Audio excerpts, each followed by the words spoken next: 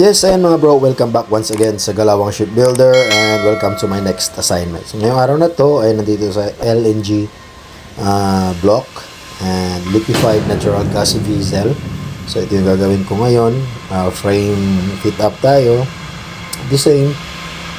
Tapat-tapat linya and dapat walang gap para pag nag-welding yung mga welder natin maganda, and may air test po to kasi sa LNG po ito. So maselan po ito, tanker po ito. Kaya ayan ang mga gagawin ko ngayon. Nakikita natin na yung linya and then yung gap and then yan, may mga gagapangin tayo. Ito yung mga bracket, mga T-bar. At ayun, samahan nyo ako mga bro. Ipapakita ko sa inyo kung anong gagawin natin ngayon. So gamit ng karkari or yan, karkari sa Korean, martelyo, at eskwala,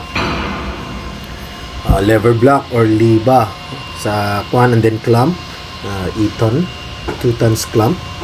And ayan, yan ang paggamit na dyan namin ginagamit yung mga leba yan sa paghatak para tumapat siya sa linya at laging eskwalado. Syempre hindi mawawala ang ating welding machine or wire feeder at ang acetylene para kung may mali man tayo, maaari nating mabago at mai-correct yung mga tama. So ayan, let's go mga bro. Ipakita ko sa inyo ang gagawin kung paano ko ginagawa ang aking assignment dito sa Building Samo Shipyard. Let's go!